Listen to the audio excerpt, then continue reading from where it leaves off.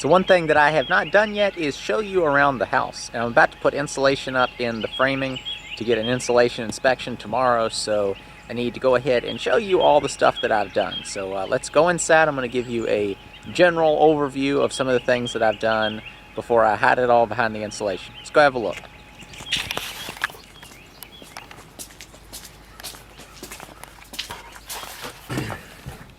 Alright, so this is right when you walk in the front door, and it's going to be a little dark in here. All my lighting is sort of just temporary lighting strewn around.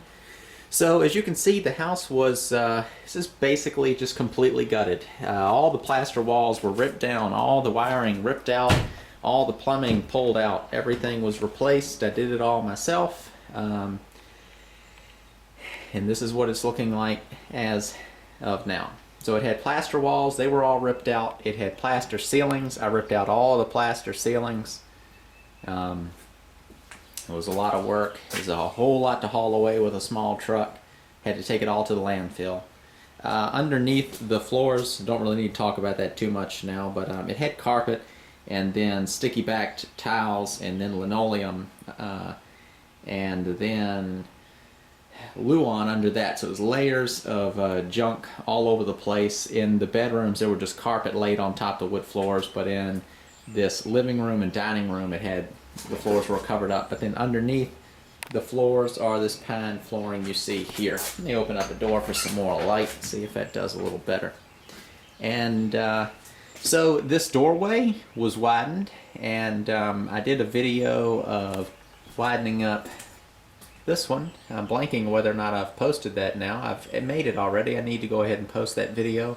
This, as you walk from this living room, pan around, and it's about 12 by 12 foot living room. As you walk through this widened doorway, it was once just a normal, I think 32-inch doorway, which I took out to 48 inches. You walk through that and into the dining room area. And then once upon a time when I bought the house, there was just a regular 32-inch doorway from the dining room into the kitchen area. So this room dimensions are, it's about 18 feet to this doorway right here. And it's about 10 feet wide, 9 or 10 feet wide, I'd say. I'm blanking on all my exact dimensions at the moment. But so I took that doorway right there, and I just opened up that whole wall with that beam I made up. And then as you go through that, you're into the kitchen. And you can see all the roughed in plumbing for the kitchen, so that'll kind of define where things are going. Sink is going here, dishwasher's going right here, right in the corner. And then the countertops will go across. Turn right across this wall. Next to the door will be a refrigerator, then the oven, a corner cabinet, and then into the sink. And then as far as lighting goes in here, of course we're going to touch on all this later, but this is an overview video. We've got can lighting that is in that L shape. That's sort of in the areas right where you'll be standing at the countertop. And then here's a little work box where a pendant light will hang down over a kitchen island, which I will be making in the future. And give you a little view of the dining room from this side. So that's a door onto the side porch, and looking back towards the front door, get a better view of the living room that way. It's nice to look at a house when there's no drywall up. You can really kind of very quickly get an idea. So the basic layout of the house is living room, bedroom over there, dining room right here. There's the bathroom through the hallway. We're in the kitchen, a laundry room that I framed in the back bedroom. And while we're spun this way, we'll look at the laundry room real quick. This room just extended, and the person who owned the house before me just had their refrigerator right there where you see the new main panel. So I just framed up this wall, and it's going to have bifold doors and split off a small section for a laundry room, and then also house the main breaker panel. And for those of you who are inspection junkies, code junkies and all that stuff, I just passed an inspection about 5 minutes ago. He just left. So everything that you're seeing has been inspected, and washers, washing machines, and dryers are not supposed to be there's rules of where you can put the washing machine in relation to a breaker panel. Basically, you can't obstruct it, so it can't be right under it.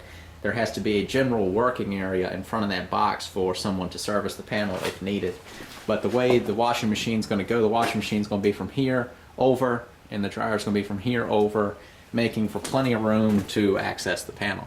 And this is a 200 amp Square D Homeline box, just a Lowe's purchase. I believe this one was $120 and comes with some breakers and stuff. But there's the panel for it, cover I mean. And in general, this panel is located, you can see, pretty centrally in the house.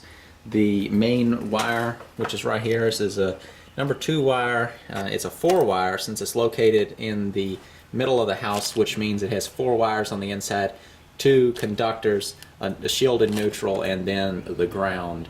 So here is that wire. It's a very big wire, very hard to work with, getting it through down into the holes and routing it to wherever you need to get it.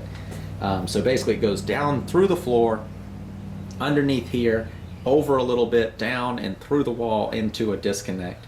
So from the weatherhead on the house, that's where the power line attaches to your service. It comes down the side of the house, over to a meter, and then there's a disconnect, and from the disconnect it enters the house. You need to have a disconnect when you're more than, I think it's 5 feet away from the meter. Otherwise, you can use a 3 wire conductor instead of the 4 wire. Yeah, so you can look all that up. Don't take my word for it. There's the rough end for the washing machine. It's vented. You see that goes up. There's the trap. There's the work box. And the PEX plumbing goes down. I love PEX. Some people don't like it. I am in love with it. Dryer will go right here. This is the current for the dryer. It'll be vented right out the side of the house there. And you've already seen it in a previous video. This door right here was moved over, so that was the purpose of moving that door, was because it once sat here. So by moving it over, I was able to make room for this little laundry room, so that's the reason.